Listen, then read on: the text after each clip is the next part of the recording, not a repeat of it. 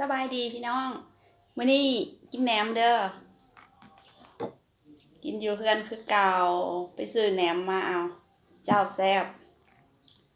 ได้บ่นี่นะฮ้อนๆอีกเบิ่งสังเกตตอนแหนม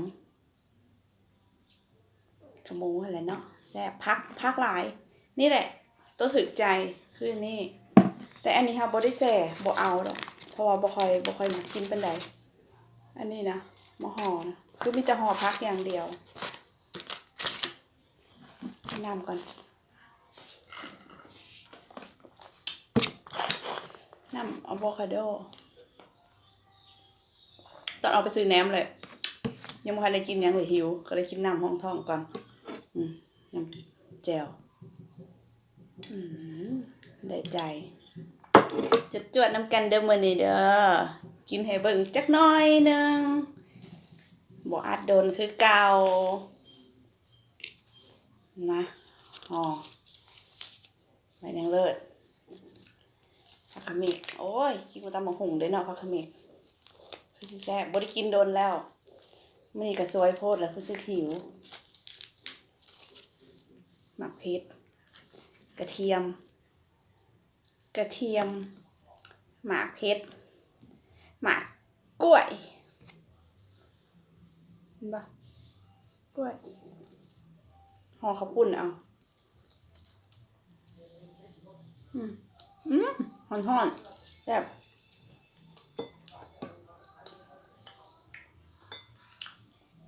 เห็นจ้ะปะเจ้า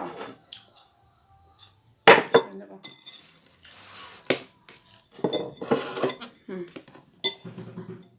มีเสียงดังรบกวนหน่อยเด้อเพราะว่าอยากนั่นแน่เปิดประตูไว้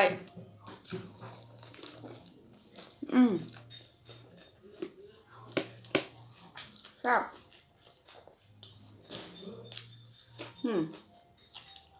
หมักเพชรกับพอดีกัดหมักน้อยกัดคำเดียว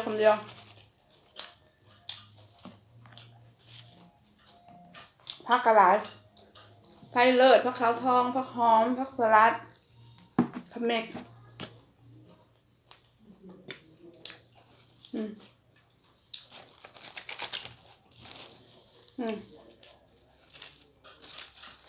เอาสลัด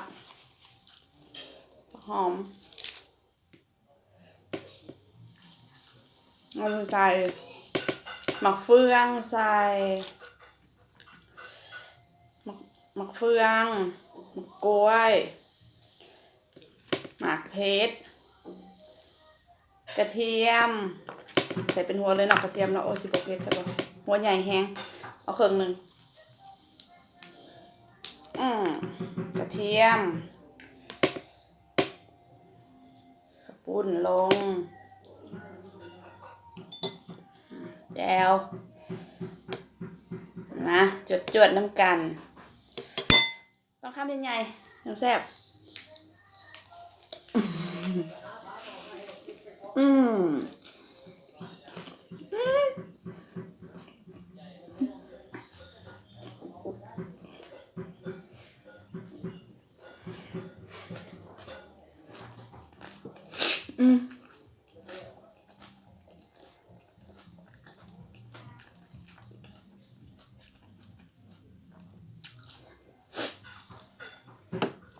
ปกติบ่อายแต่คำใหญ่โพดก็เลยบ่อยากให้เห็น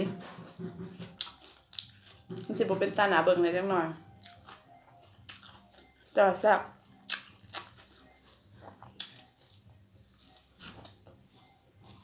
กินแบบนี้เลยแซ่บถ้าบ่กินแบบนี้ก็บ่คักอีก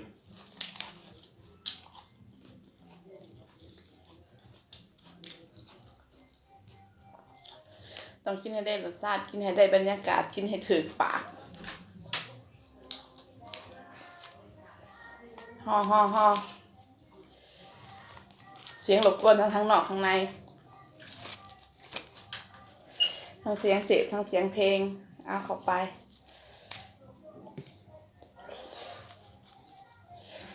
โอ้เผ็ดแห้งทั้งหมกเผ็ดทั้งกระเทียมเนาะพัก